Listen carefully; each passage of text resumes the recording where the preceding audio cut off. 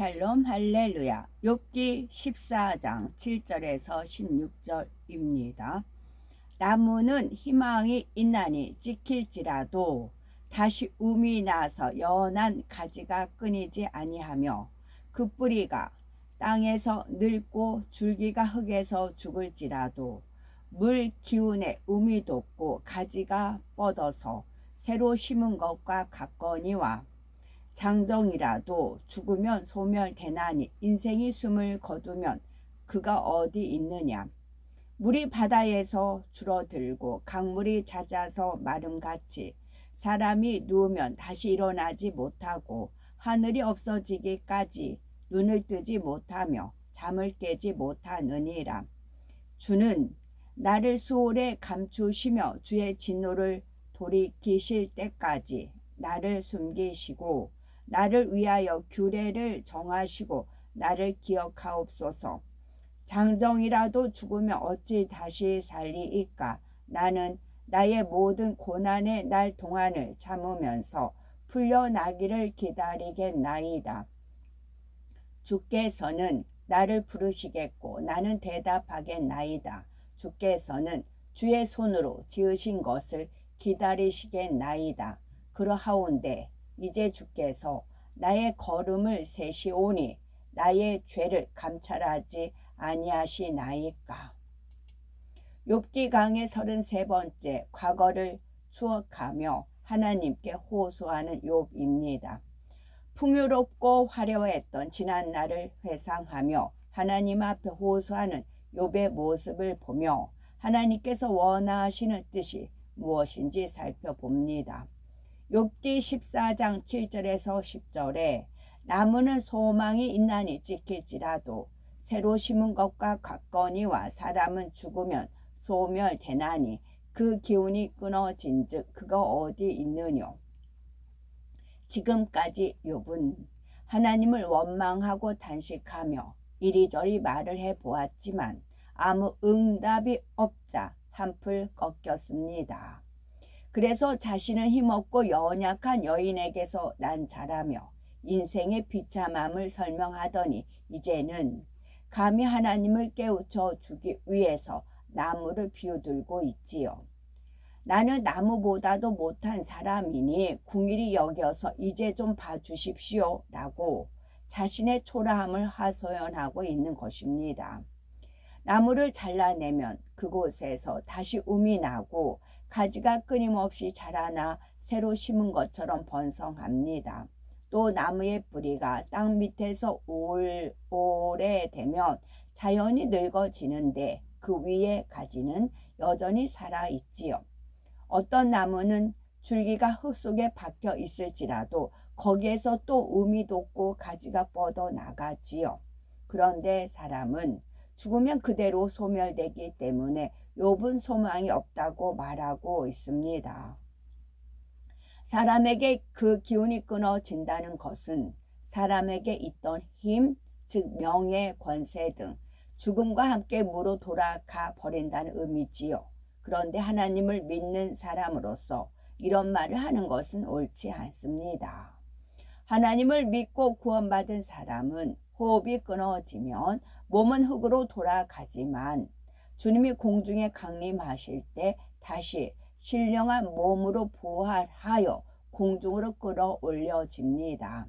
사람이 죽어도 영혼은 소멸되지 않고 천국 대기 장소에 머물다가 주님 강림하실 때에 신령한 몸으로 부활한 자신의 몸과 결합하여 영생하는 것이지요.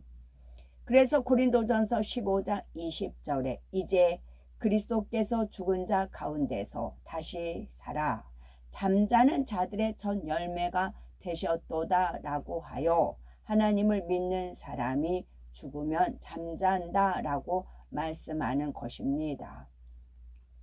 물이 바다에서 줄어지고 하수가 잦아서 마름같이 사람이 죽으면 눈을 뜨지 못하며 잠을 깨지 못하느니라. 욥기 14장 11에서 12절에 물이 바다에서 줄어지고 하수가 잦아서 마름같이 사람이 누우며 눈을 뜨지 못하며 잠을 깨지 못하느니라. 바다의 물은 수증기로 올라가는 것 같지만 비가 되어 다시 내려옵니다. 산골짜기에서 시작되는 실개천이 모여서 시냇물이 되고 시냇물은 흘러 강으로 가고 강물은 또 흘러서 바다로 가지요. 그러니 천년이 지나고 만년이 지나도 바다의 물은 줄어들지 않습니다. 만일 바닷물이 줄어들 정도라면 냇물이나 강물은 아예 말라버리게 되지요. 욥은 학식과 지혜가 뛰어난 사람이었기에 바닷물이 줄어들지 않는다는 것쯤은 잘 알고 있었습니다. 만일 바닷물이 줄어든다면 당연히 하수가 잦아서 마르게 된다는 근본 원리를 설명하고 있는 것이지요. 욥은 사람이 죽으면 다시 일어나지 못한다고 하였는데 이는 틀린 말입니다. 하나님을 믿는 사람이 죽으면 일어나지 못하는 것이 아니라 주님이 다시 오실 때에 부활하고 영생하기 때문이지요. 그렇다면 하늘이 없어지기까지 눈을 뜨지 못한다라는 뜻은 무슨 의미일까요? 흔히 세상 사람은 어떤 일이 도저히 안 될 때 천지가 개벽해도 이건 불가능하다라는 표현을 합니다. 욥 역시 사람이 죽었다가 살아나는 일은 천지가 개벽해도 안 되는 일이다라는 의미로 말하고 있지요. 욥은 육적으로는 지식이 높은 사람이었지만 영적으로는 너무나 무지함으로 계속해서 진리에 맞지 않는 말들을 하고 있습니다. 욥기 14장 13절에 주는 나를 음부에 감추시며 주의 진노가 쉴 때까지 나를 숨기시고 나를 위하여 기한을 정하시고 나를 기억하옵소서. 하나님께서는 누가복음 16장에 나오는 거지 나사로와 부자의 비유를 통하여 우리에게 음부에 대해서 알려주고 계시지요. 부자는 이 땅에서 호화로이 즐기며 살았지만 하나님을 경외하지 않았기에 죽은 후에 아래 음부에서 말할 수 없는 고통을 받게 됩니다. 반면에 부자의 대문 앞에서 부자의 상에서 떨어지는 부스러기를 먹고 살았던 거지 나사로는 하나님을 경외하였기에 죽은 후 윗음부에 있는 아브라함의 품에서 평안하게 쉴 수가 있었습니다. 그런데 욥은 영의 지식이 부족하기에 단지 음부를 죽은 자들이 영원히 잠자는 장소로만 이해하고 있었지요. 그러니 아무것도 없는 무상태인 음부에 즉 죽음 가운데 자신을 감추어 달라는 것입니다. 욥은 철없던 어린 시절의 죄를 가지고 하나님이 진노하셔서 자신을 이렇게 고통 속에 살아가게 만드셨다고 오해하고 있는 거지요. 하나님 마음대로 예정 가운데 자신을 엉망으로 만드셨지만 언젠가는 하나님의 진노가 누그러질 날이 오지 않겠는가 생각하고 있는 것입니다. 그러니 하나님의 노가 풀릴 때까지 기한을 정해 주세요. 그때까지 나를 감추어 두셨다가 그 기한이 차면 나를 기억해서 다시 살려주세요. 이렇게 간청하는 것입니다. 사람들 중에도 어려움을 만났을 때 이 괴로움이 언제 끝날는지 안다면 그 소망을 가지고 잘 참을 텐데 끝을 모르니 막막하고 더 힘들다라고 생각하기도 합니다. 문제가 해결될 때까지 잠들어 있었으면 좋겠다라고 말하기도 하지요. 하지만 그럴 수는 없습니다. 하나님의 연단의 기한이나 연단 방법, 하나님이 연단의 기한이나 연단 방법, 해결 방법을 다 알려주시면 진짜 시험이 아니기 때문이지요. 욥은 이 어려움을 하나님이 주신 것이니 그 끝이 언제인지 알려주세요. 그리고 이런 괴로움을 당하고 있는 저를 잊지 말아 주세요 하고 호소하고 있습니다. 나무는 죽은 것 같아도 다시 움이 트지만 욥은 죽으면 그것으로 끝이니 불쌍히 여겨달라는 것이지요.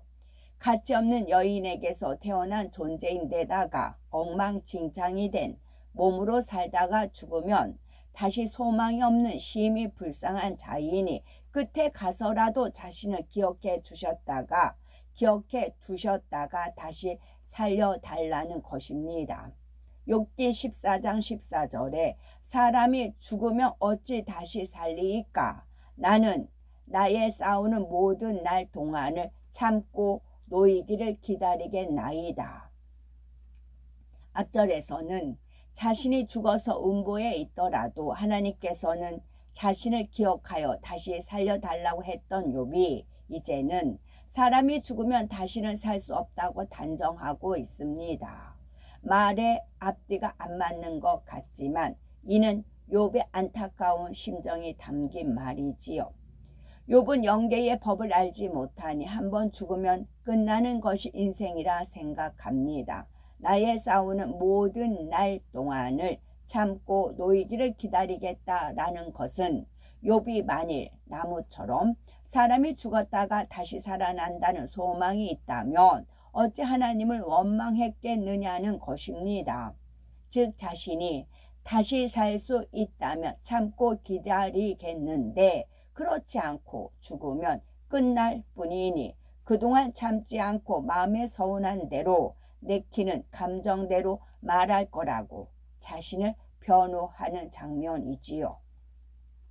그러나 참으로 믿음이 있는 사람은 어떤 시험, 환란이 온다 해도 받은 은혜를 잊지 않습니다. 영원히 천국에 있다는 것을 믿기 때문에 원망과 탄식의 말로 하나님을 성쾌하지 않으며 오히려 기뻐하고 감사함으로 승리하지요. 만일 시험 환란이 왔을 때 기쁨과 감사가 떠나고 넘어져 버렸다면 이는 내가 마음으로 온전히 믿지 못하였다는 증거입니다. 욥은 성령을 받지 않은 상태라서 깨달음도 없고 자기 감정대로 분출하고 있지만 성령을 받은 하나님의 자녀들은 성령의 도우심을 받을 수 있으니 어떤 시험 환란이 와도 감사하며 믿음으로 승리할 수가 있는 것입니다. 욥기 14장 15에서 16절에 주께서는 나를 부르셨겠고 나는 대답하였겠나이다. 그러하온데 이제 주께서 나의 걸음을 세시오니 나의 죄를 살피지 아니하시나이까. 사람들은 무엇인가를 의존하면서 살아갑니다. 어떤 이들은 물질과 권세를, 어떤 이들은 명예 또는 지식을, 어떤 이들은 가족을 의존하지요. 또 나는 아무도 안 믿고 오직 내 주먹만을 믿는다라고 말하는 사람도 있겠고요. 그런데 사람은 내일 일은 알 수가 없고 권세도 명예도 지식도 영원하지 않습니다. 아무리 많은 재물을 쌓았다 해도 하루아침에 사라질 수가 있고 하나님께서 영혼을 부르시면 빈손으로 천국과 지옥 중 한 곳으로 가야 합니다. 그러니 잠언 27장 1절에 너는 내일 일을 자랑하지 말라. 하루 동안에 무슨 일이 날는지 네가 알 수 없음이니라 말씀하는 것입니다.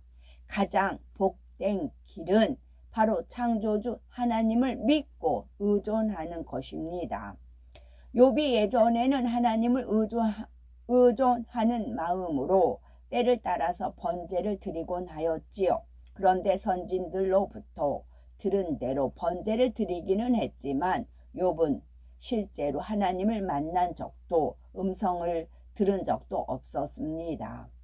게다가 지금에 와서는 아무리 하나님을 찾아도 하나님께서 대답하지도 않으시고 만나주지도 않으십니다. 만일 욥이 하나님을 만난 체험이 있다면 하나님께서는 나를 부르셨고 나는 대답하였나이다 라고 표현을 했을 겁니다. 그러나 아무런 체험이 없었기 때문에 주께서는 나를 부르셨겠고 나는 대답하였겠나이다 라고 추측성의 표현만을 하는 것입니다. 욥은 어떻게든지 하나님을 설득해 보려고 자신의 과거에 화려했던 순간을 하나님께 설명하고 있지요.